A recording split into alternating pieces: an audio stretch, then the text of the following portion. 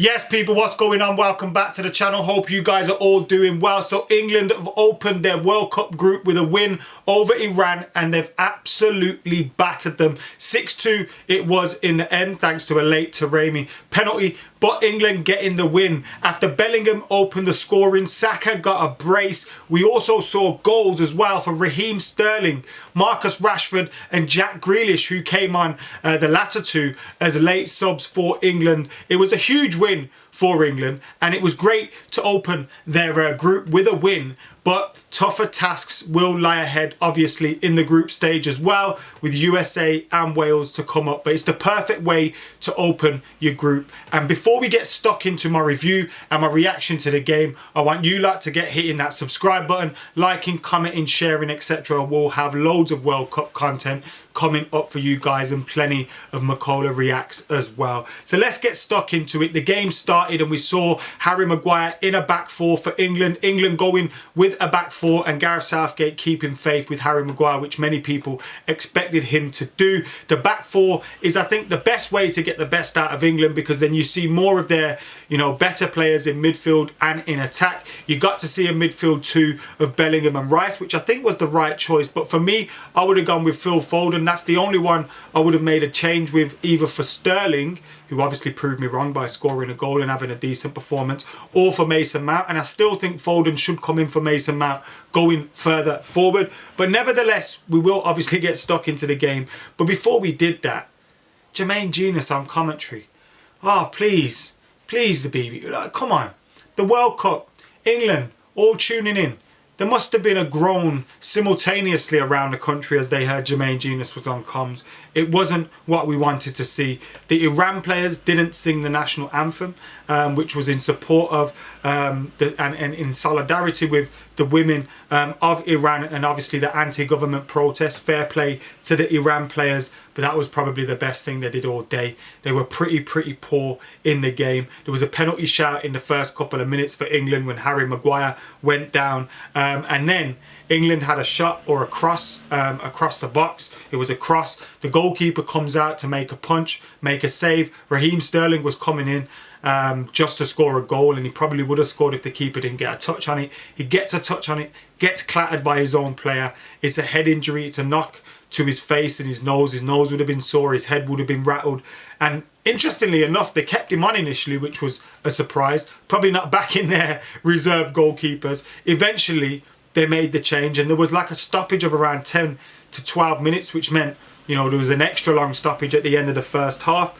And then England just kept pushing him for the opening goal. That was probably what Iran didn't want to see, was their main goalkeeper going off. And then you see Maguire hitting the ball with a header, and in the first half he had a good performance for England. With all the pressure and the criticism on, it was important that he stepped up and put in a performance. I thought he fell asleep for Iran's first goal in the second half. I thought, maybe he could have done a little bit better, although he did go off with an injury just after that. So maybe there were links with that. But in the first half, he was pretty good, and in an attacking a sense as well. He even picked up an assist for Saka's first goal. The first goal for England, though, came from a Luke Shaw cross. It was a fantastic cross and a fantastic header from Jude Bellingham. Jude Bellingham proving his worth as one of, the best young midfielders about, getting into the box, getting his head on the ball. He also showed great qualities with the ball at his feet as well, and in that midfield area. There, it was 1-0 to England, and then Saka followed it up quite quickly after that with a half volley. Took a little deflection, but it was a good shot from Saka. And Maguire assist with the header, and Saka getting his first World Cup goal, which he obviously followed up with his second goal in the second half. Before half-time, though, Raheem Sterling got a goal from a Kane assist. A good finish from him. He had to get into the danger area and get in where feet were flying, and he did, and he got that finishing touch onto Harry Kane's cross. Harry Kane would have been looking to get a goal today and would have been looking to fight for the golden boot.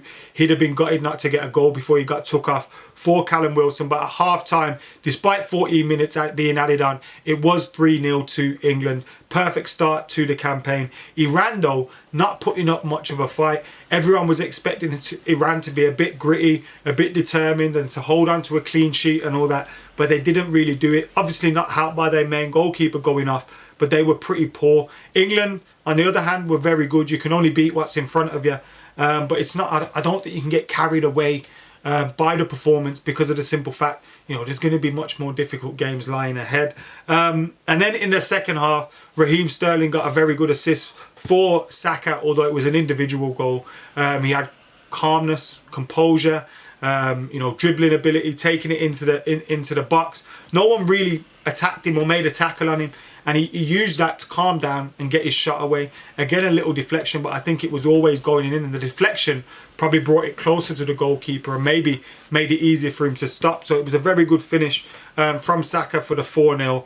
And then England line up a whole load of substitutes. You see Rashford, you see Grealish, you see Foden, you see Callum Wilson warming up, but then Iran score 4-1. It was a good goal as well. The pass was slipped inside Maguire. Maguire falls asleep. Tarami gets in between him and gets his finish away. It was a fantastic finish. Pickford didn't have no chance with that, but because Maguire got injured, his changes changed and Wilson had to sit down for a couple of minutes, although Wilson did eventually get on. Rashford still came on and followed it up with a quick goal. 3 touches, I think it was, for Marcus Rashford.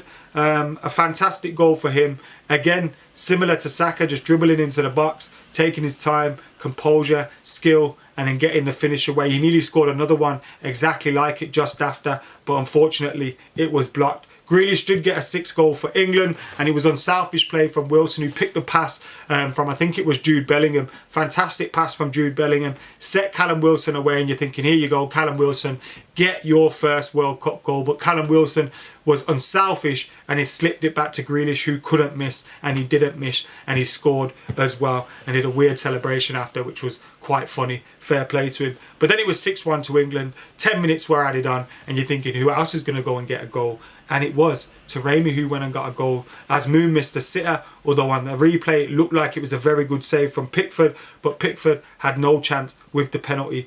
It was a check for a John Stones pull, I think, on one of the Iranian players. You see a lot of that, don't you? Now, there was one for Maguire in the first half, which you think should probably be given then, if that one's going to be given.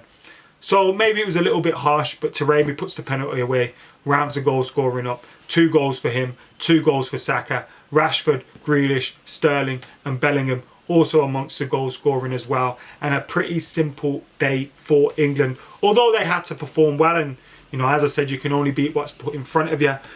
I think Jermaine Genius and everyone that, you know, on the commentary and stuff, maybe getting a tad too excited. Am I in the wrong here? I don't know, but I just feel, you know, we got USA, you got Wales coming up. I think it was important to get started with a win today, because if you draw this game, then you go into those more difficult games in the group, the more trickier games against Wales and USA.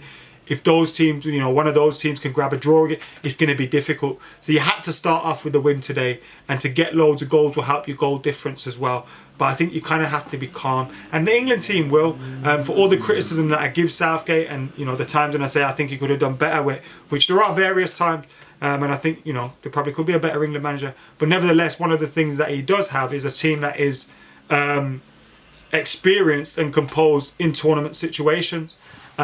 So this was a big result today, and now obviously they go into that game, those games with USA and Wales, needing a win and a draw, and you know, you're through probably top of the group. So very good start for England. Let us know your thoughts in the comments below. I'll be doing plenty more match reactions as well to the World Cup games, to keep it locked. Until next time though, I have been AdamMcKola. England have started off for the win. My man of the match today, you could say Saka, who obviously got 2 goals, did well.